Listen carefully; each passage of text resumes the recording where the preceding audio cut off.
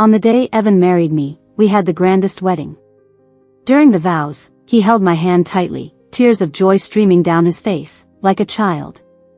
Choked with emotion, he said, "Evan will never let Joanna down in this lifetime." After 2 years of marriage like glue, he asked me to have a child for him. Seeing the hope in his eyes, I agreed. But that boy who once seemed unable to live without me, couldn't bear the loneliness during my pregnancy and cheated, betraying his vows. When I was 6 months pregnant, I went to Helen's afternoon tea party. Evan carefully held my hand and settled me next to the most trusted Helen. Among a group of women, despite their gossip and sighs, he still looked at me with deep affection, gracefully bending down to tuck the hem of my skirt, while everyone said, "Joanna is so lucky." It's been nearly 3 years since they got married, and Evan still treats you so well. Their love is famous for its depth. Even if the diamond on your ring changes quality, their love won't. Evan smiled, patting the hand he kept holding, saying to the ladies, "Ladies, please don't make fun of me. Please take care of my Joanna this afternoon."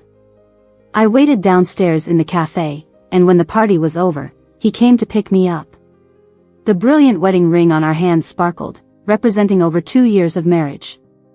Evan settled the bill for everyone's afternoon tea before leaving, sparking admiration from the crowd. I smiled lightly, accepting these compliments. In a while, my phone buzzed with a message signed by Evan. Helen, beside me, chuckled and said, "Evan just left, and he's already not at ease and sending you messages?" I didn't respond, silently reading the message, feeling my fingertips slightly tremble. It was from Evan's driver, Mr.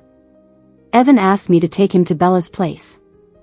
Maintaining my faint smile, I flipped my phone onto the table and let Helen support me towards the floor-to-ceiling window. Helen, who had just gotten married, was happily in love with her husband.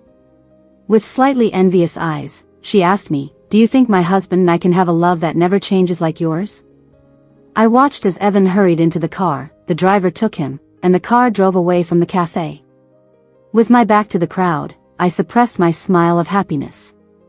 Feeling the wear on the diamond ring, I said, "There's nothing that never changes. That boy who once seemed like he couldn't live without me has changed. He couldn't bear the loneliness and cheated during my pregnancy." I knew how much Evan loved me.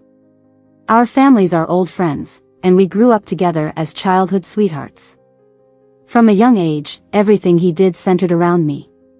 When I was a child and liked the tiramisu from the cafe in the north of the city, he spent a fortune to bring in that pastry chef.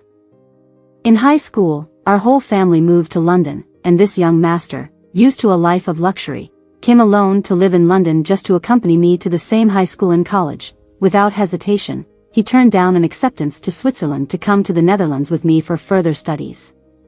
I once told him with a heavy heart, "You don't have to always be by my side. You're so good to me, and I'll remember that." At that time, he said, "Joanna, you don't have to worry about me.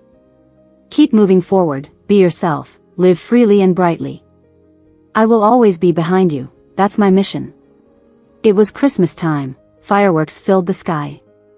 I looked at my young man with my eyes full of him and sincerely made a wish, Joanna and Evan, never apart. It was that day I decided to stop and build a happy home with Evan. The day I accepted Evan's proposal, he was so happy he couldn't sleep all night. He ran around the entire city of New York, with all the billboards saying, "Evan is going to marry his most beloved woman because of this." Evan was teased a lot by his friends. They said he was like a 3-year-old child in love with me. They also said I was the heartbeat of Evan. When I settled in New York after marrying Evan, my father strongly opposed it. Although he also liked Evan, he didn't want me to move far away. At that time, I confidently told my parents, "I am Evan's destiny, he can't live without me. I believe he won't let me down." Looking back now, it's really funny. Who in this world can't survive without whom? And how could Evan really not live without me? The afternoon tea party lasted for 3 hours. When it ended, before I could call Evan, he showed up right on time at the entrance of the lobby. He ran towards me as if I were a treasure, immediately protecting my waist, using his right hand to hold my left hand, our rings clinking together as always. Others praised our unbreakable love, but all I could smell on him was the hospital's distinct disinfectant odor and cheap cologne. As the car started, the driver in the driver's seat kept avoiding my gaze in the rearview mirror. Evan took out a coffee he had packed for me, the logo on the bag being the same as the cafe downstairs. He opened the lid and gently blew on it for me, saying, "Didn't you want to drink coffee a while ago? It's your favorite flavor. For the baby's sake, just take a sip, I'll drink the rest." Before I was pregnant, my favorite was the cappuccino from this cafe, half sweet. In the early days of my pregnancy, I often craved coffee in the middle of the night. Evan tirelessly drove here late at night, packing a cappuccino for me just to let me smell the rich aroma and fall asleep. During the time, it was probably the most difficult period for me and Evan. I couldn't control my emotions, feeling unjust when I had to give up everything I loved for the sake of the baby in my belly. Whenever I was unhappy, Evan suffered too. After calming down, I would apologize to Evan, but he would hold my hand tightly and say, "If I had known that having a child would make you so miserable, I wouldn't have let you get pregnant." It seemed like it had been a long time since I had caused a fuss with Evan for no reason. When did it start? It was probably after I found out about Bella's existence. I couldn't help but laugh bitterly to myself. Evan was now buying cappuccinos for me, either out of sympathy for the difficulties of my pregnancy or trying to cover up meeting Bella behind my back. Closing my tired eyes, I leaned in to sniff the coffee cup with force. But I couldn't smell the rich aroma that once made me feel secure and dependent. Instead, there was the pungent perfume scent on Evan that didn't belong to me. Unable to hold back, I gagged, and Evan gently patted my back. He thought it was just a normal pregnancy reaction and asked the driver to stop the car. My stomach continued to churn acid, and I touched my numb heart, feeling for the first time how the stomach is an emotional organ. Tears fell from my eyes, and with a red face, I calmly said, "Evan, I feel nauseous." He looked at me with compassion and asked, "Joanna, can you not even stand your favorite cappuccino now?" I shook my head and replied, "It's the smell on you that makes me feel nauseous." Evan froze in place, his eyes trembling as they met mine. "What smell do I have?" he asked in a dry voice. Little did Evan know that I had already met Bella behind his back. Bella was a recent college graduate near Evan's company, full of youthful energy and innocence, unlike me. She had plenty of time to accompany Evan during my pregnancy, but what she lacked was the worldliness and broad-mindedness that came from growing up in a wealthy elite circle. It was my idea to meet her. When Bella first saw me, she was wearing a luxurious suit that clashed with her image. The brand new fabric showed that she had bought it specifically to meet me. And apart from the suit, the simplicity of her attire indicated how much effort she had put into it. As I sat in front of her, she trembled slightly throughout our meeting. I took off my wedding ring and placed it between us. I asked her if she knew about Evan's family. She paled, hesitated for a long time, and finally shook her head, claiming she didn't know. I smirked but didn't expose her. Before my pregnancy, I used to go to Evan's company after finishing my design work. Everyone there knew about us, and they saw how the powerful and decisive Evan would kneel down to help me put on my shoes. Even if Bella was new to the company, how could she not know about my existence? Instead of making things difficult for her, I talked to her about many things unrelated to Evan and me. I shared my outstanding achievements during my studies in the Netherlands and the business deals I secured through my own efforts. I made it clear that as someone so accomplished, I would never allow myself to become a homewrecker. After that day, I retrieved the recording of my conversation with Bella. Evan, unaware of the truth, gently touched the ends of my hair and asked if I had met an old friend. Out of Evan's sight, I smiled and played along, saying, "I got the smell wrong. It must be the scent of disinfectant." He mentioned his uncle was in the hospital recently. The driver gripped the steering wheel tightly. I pretended not to notice the nervous glances exchanged between him and Evan in the rearview mirror. The driver reassured me, "Yes, I go to the hospital to stay with my uncle after work. If Ms. Joanna doesn't like the smell, I'll change clothes next time." I chuckled lightly, turning to Evan and teasing him, "Look at how this child of mine is already imagining things." But Evan couldn't laugh. He held me tightly, as if afraid of losing something, and embraced me as if trying to merge me into his body, saying, "Joanna, don't leave me, we made vows." I rested my chin on his shoulder and replied softly. But it's you who broke the promises first. When I received an invitation from the Dutch school for a jewelry event where my design would be showcased, Evan instinctively advised against attending due to my pregnancy. I looked at him with some coldness and said, being a designer is my lifelong dream. Are you trying to interfere with my career because of the child? Evan froze in place and then crouched beside me, apologizing nervously. I'm sorry, Joanna, I was just worried about your health. I didn't mean to hold you back. His anxious tone showed his genuine concern for me, but the subconscious act of stopping me was also true. Perhaps that boy who once loved me deeply didn't even realize when he gradually disappeared. To make amends, after attending the school's event, Evan took me on a half-month trip to the Netherlands. He never again said anything to contradict me, allowing me to eat and go wherever I wanted, just like he used to say. I just marched forward, being myself, and he was always behind me. But when I walked the streets of a foreign land and saw a little boy blowing bubbles, wanting to share the moment with Evan, he was still behind me but not looking at me. He was busy texting Bella from miles away. I hid my smile, didn't linger, and simply continued walking away. We didn't turn back for Evan anymore. We had booked the country villa for a whole month. When I was in college, Evan and I often chose this place for our dates. It offers the best night view in the world. Looking up, countless stars twinkle non-stop, and shooting stars pass by frequently. Evan once pointed to the brightest star and said to me, Joanna, if you want, I'll pick the shiniest star for you.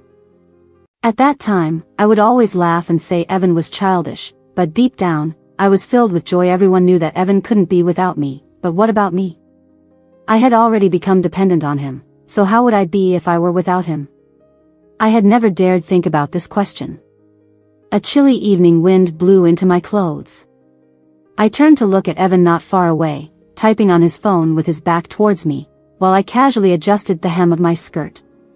Evan's phone kept buzzing with message alerts. As our time living in the Netherlands went on, the frequency increased. But suddenly, one day, I didn't hear that reminder anymore. It turned out Evan had put his phone on silent mode.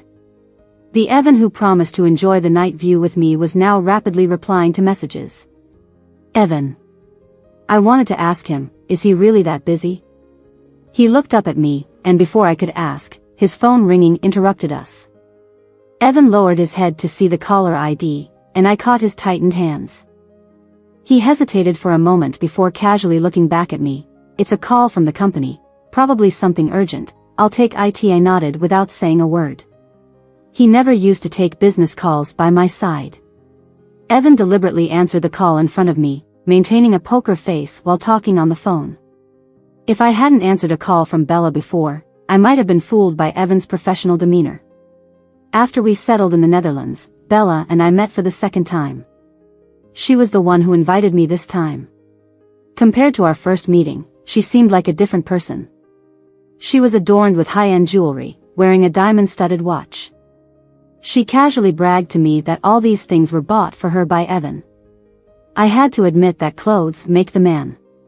Under the lavish display of wealth and beauty, Bella had gained a sense of charm. She was no longer trembling nervously, no longer denying certain unpleasant facts, and even triumphantly threatened me. Have you heard a saying? If a person falls in love with a second person, it only means that the first person they met was not right enough. Joanna holds herself in high regard too. Since she knows the truth, why bother with Evan and not save face for herself? She started attacking me. I simply sipped my tea calmly while Evan replied to my message in front of her. I want to go back to that villa in the Netherlands to see the stars. Book it for a month, will you? Bella listened to Evan's reply to me and turned red with anger. Fine, Joanna wants to stay, I will stay as long as you do. Before Bella could start another round of meaningless verbal attacks, I stood up and ended the argument. Before leaving, I said only one thing to her. Do you know you are unintentionally imitating my image? Perhaps these words pricked her vanity, and she began frantically contacting Evan, who stood beside me on the 20th day in the Netherlands. She called me hysterically, losing her mind. As Evan answered the phone now, I listened calmly to her crying. However, something she said suddenly made Evan furrow his brows. He avoided my gaze as if fleeing, and urgently told the person on the phone, "I understand." When he hung up and looked back at me, his eyes were starting to turn red. His black eyes, like stars, trembled violently, expressing his confusion at this moment. I pretended not to notice, and continued as if nothing had happened. "Evan, the brightest star from before isn't shining anymore. Will you help me take it down? I want to see why it's broken." But at this critical moment, Evan, who was on edge, was too preoccupied to care about my nonsensical words.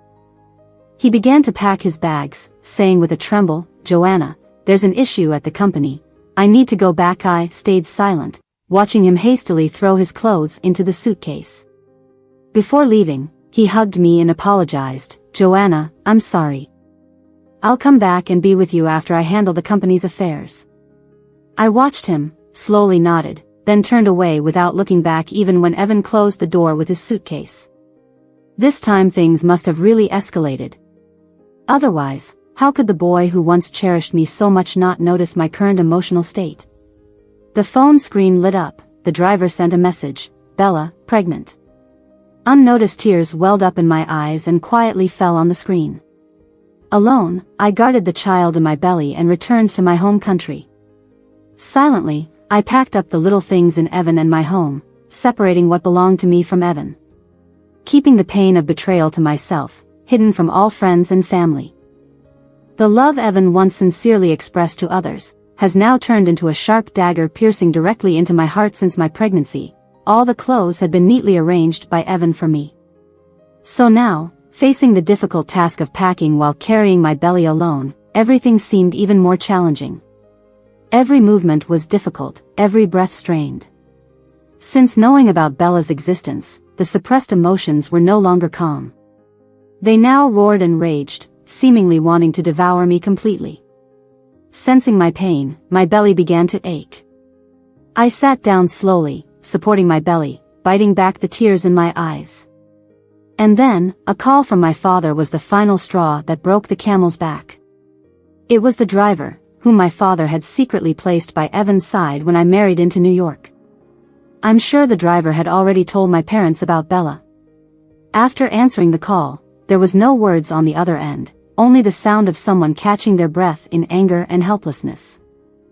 A myriad of grievances surged in my heart. I remembered what my father said when he was strongly against accompanying Evan to New York. What kind of far-off marriage is this? It's just a plane ride away. Dad furrowed his thick brows and said, "Let me tell you what it means to be neglected. If I don't slap Evan across the face within 2 hours, that's neglect." At that moment, as Dad teased me, I happily watched Evan cutting fruits for me. I challenged Dad, saying, "Evan would feel more upset than you if he saw me being mistreated." I used to trust Evan so much, but now, I couldn't face Dad because of Evan's betrayal.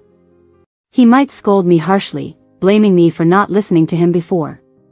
Or maybe he would casually say that I lost the bet and then console me. But he said nothing, just calmly said, "We're coming to pick you up." That was when I found out about Evan's betrayal, and it was the first time I cried loudly, only because of my dad's words.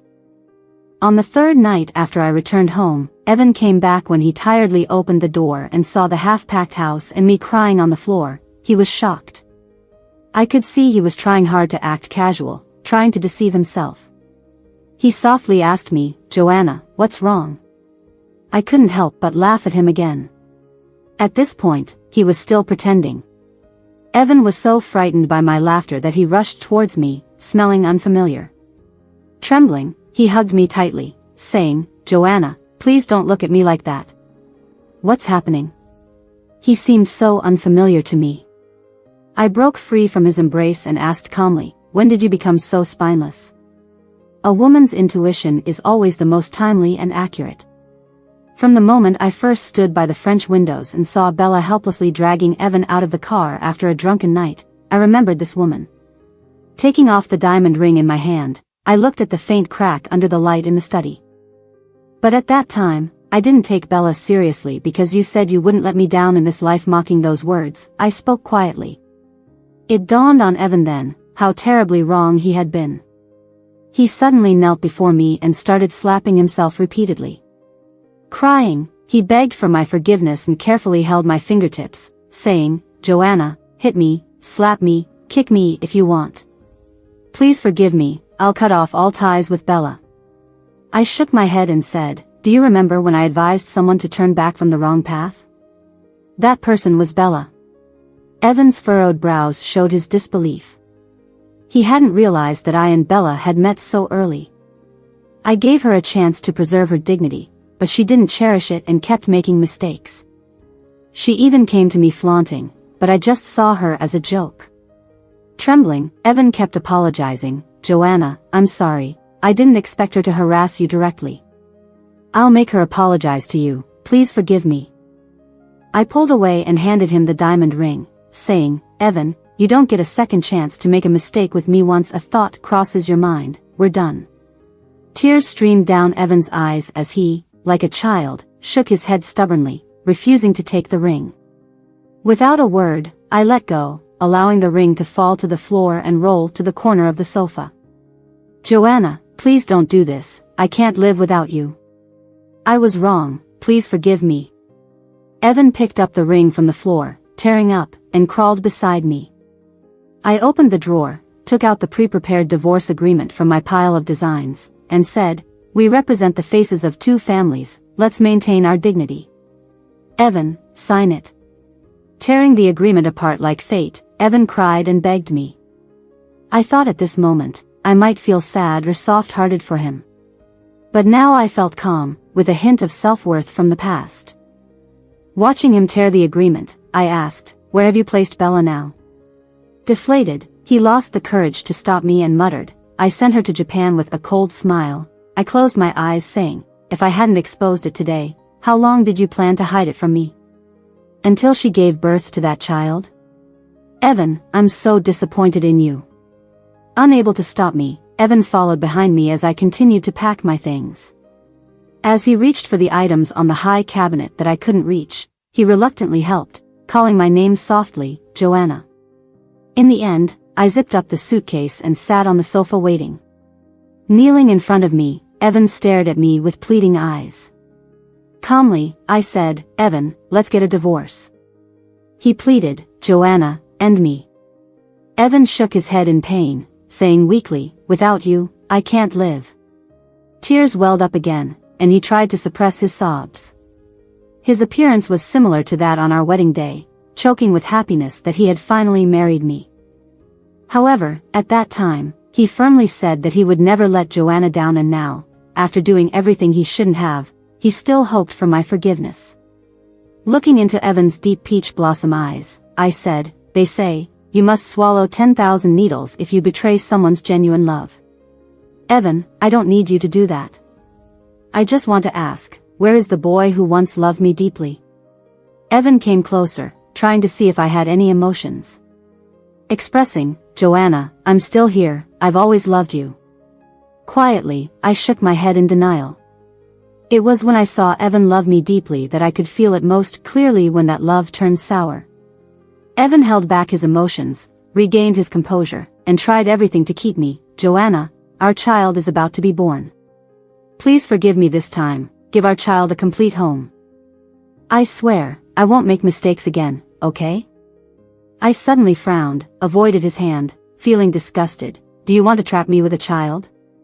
My stomach churned with nausea, this time only because of the man in front of me.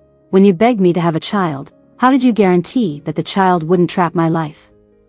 "Exactly, you couldn't even keep the vows you made at our wedding, let alone these insignificant assurances." "Evan, you make me sick." The timely doorbell interrupted Evan, who was trying to defend himself. He calmed me down, told me to sit still, and went to open the door. Before he could see clearly who was there, his face had already taken a solid punch. Evan was knocked to the ground, frowning until he saw that it was my parents who had come from London. All his fight drained from him in an instant. He knew there was no saving grace anymore. He didn't dare to resist and took my dad's beating without a sound. "I'll remember you. The suffering my daughter has endured because of you, I'll make you pay for it." If my mom hadn't helped me to his side, my dad probably would have beaten Evan to a pulp. I took out a new divorce agreement, along with a flash drive, and placed it next to the bruised Evan, this flash drive contains all the evidence of your affairs, how much you bought for Bella, how many times you slept with her behind my back. You probably thought your first time with Bella was a trap set by my family, but you accidentally stumbled into Bella's room. In fact, everything was planned by Bella, the same Bella you pitied so much. There is evidence of her drugging you inside. If you still act cheap and can't let her go, I have the power to make her confess everything. I left that home decisively, without feeling a bit of regret. Since the day Evan's eyes changed when he looked at me, I have been quietly contacting lawyers to fight for my shares and custody of the child. I watched as Evan, without any guards up, kept Bella by his side and fell into the gentle trap she set for him step by step. I remained clear throughout. If I had to watch over Evan even on such basic matters, this relationship would only hold me back from moving forward. The exciting life I want to live cannot be trapped by an indecisive man. Now everything about Evan is nothing but his own fault. The boy who once promised to treat me well for a lifetime, I now consider him to have been choked by time, and along with him, the girl who once depended so much on him. Perhaps the only love in this world that never changes is the love of my parents for me. They took me back to London, where I publicly announced my divorce from Evan in a high-profile manner. People were both surprised and kept speculating on the reasons for our relationship turning sour.